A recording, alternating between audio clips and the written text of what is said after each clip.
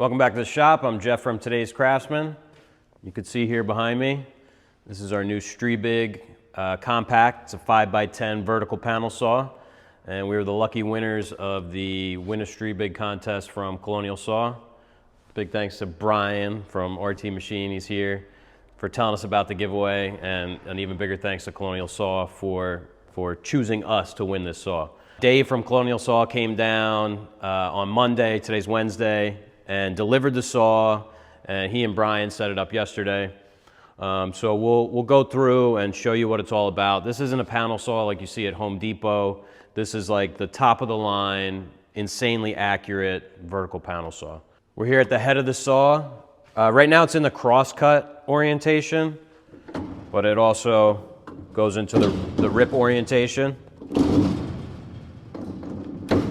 So this saw takes it's a 250 millimeter blade, which is a little bit smaller than 10-inch. There's actually a 10-inch blade on here now, which does fit, but it's a little bit larger than what's exactly recommended from Striebig. I should mention these are made in Switzerland.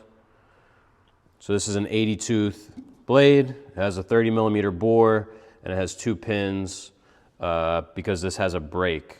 So when you turn the saw off, the blade stops very quickly, and if it didn't have the pins, it would actually loosen this nut. So this is the riving knife. There's 4 cross-cutting stations on this saw.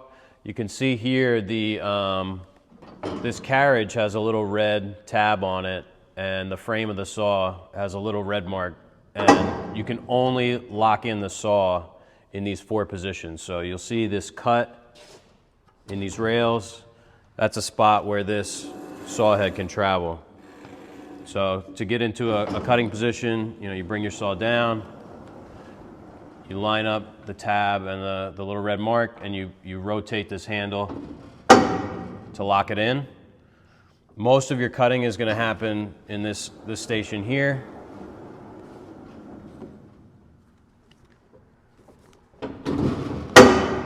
So you have a digital stop right here.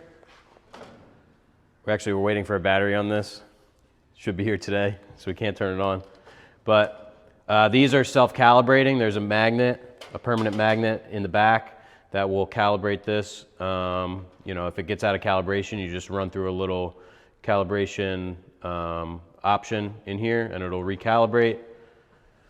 And you have your mid fence. So you can bring that up. If you're cross-cutting small parts, you can sit them here rather than all the way at the bottom. Have a release here. So that's mostly it for the cross-cut, or the vertical cut, I should say, because it's not necessarily a cross-cut. Now we're in the horizontal cutting position. So for this, your head moves up and down. You have your digital readout here. So right now we're at 25.82. The coarseness on here is 5 thou, which is plenty for wood. So right now it's measuring from the bottom rollers. We can hit this. I'm sorry, that was our mid fence. So we're 26.45 inches above our mid fence, and we're 41.985 from our bottom rollers. To set or lock the head of the saw in place, you find where you want to be. Let's say we'll do a trim cut at 48 1/4. So we bring the saw to 48 1/4, and we lock it down here, and now it doesn't move. So if we're making this cut a lot, our sheets come in 48 1/2. Typically, if it's plywood, 49 if it's melamine. Let's say we want to cut 48 1/4 a lot. We could take one of these little, I don't know what you would call this, almost like a washer. And this tab, so this one's a little bit higher right now, we could set it so that when that butts into there and we lock it down, right now it's at 48 1/2. So this is a good example. We have this repeatable point that we can bring this saw head to, very quickly. So you have a top reference and also a bottom reference. That's because we might want to set one at 48 1/4 and one at 48 1/2. Well, this is bigger than 1/4 inch, so you can use, 48 1/4 on the bottom, 48 1/2 on the top. Something you might be asking yourself is, what happens if I set the blade to the center of one of these or here or one of these pieces of aluminum? The ribs, all these components will actually move out of the way. So I set the blade where it would, cut into one of these pieces of wood, and you can see it actually lifts up out of the way, and you can see the blade is between those little slats. So anywhere on the saw where the blade would cut into something, it moves out of the way. There's a piece on the saw that actually will engage with that little tab, and then you can see it's being lifted up. Now you know generally how this thing works. Let's throw a piece of plywood up there and make some cuts. I'm gonna cut a piece of 1/2 inch so it's nice and light for me to move around. We need to get some vertical plywood storage. So, or not storage, but some vertical carts to make this thing easier to load, but pull down a sheet of 1/2 inch.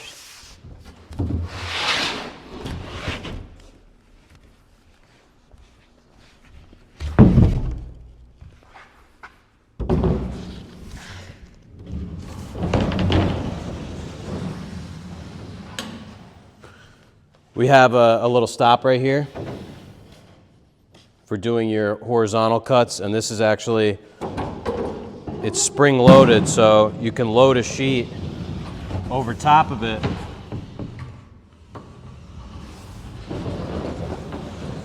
and it will pop back up.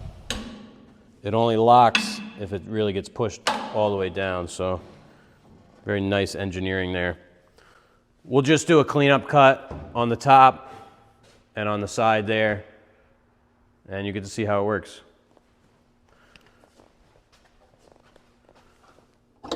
So our sheet is 48 1/2. So we'll bring this up to 48 1/4.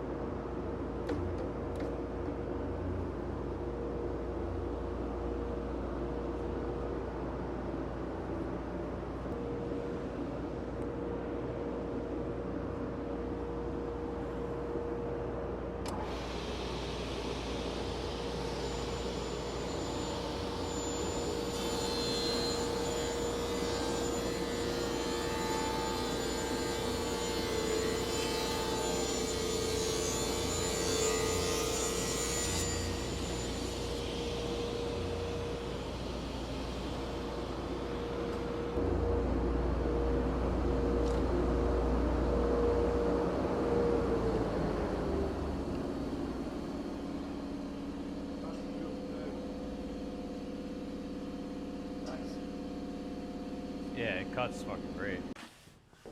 We're getting a real nice cut here. This is without a scoring blade.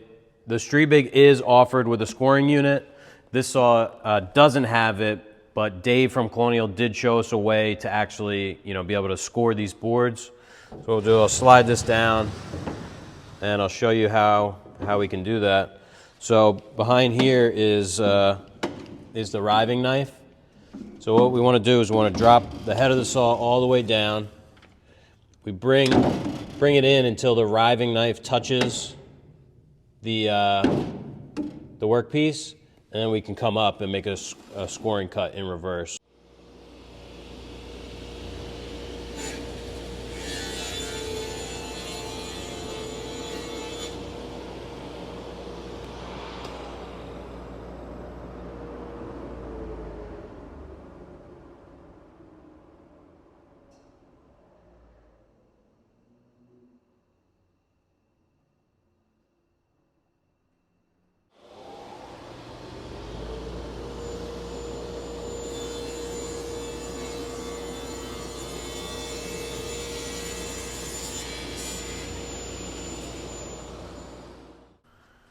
So that was just a brief overview of the new Striebig Compact.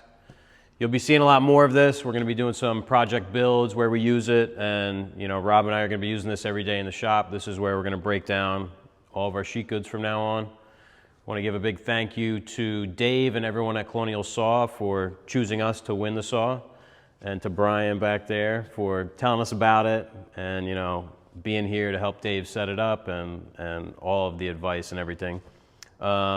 If you have any questions about the saw, about how to use it, any of these features that we talked about, be sure to let us know in the comments, and we'll see you on the next video.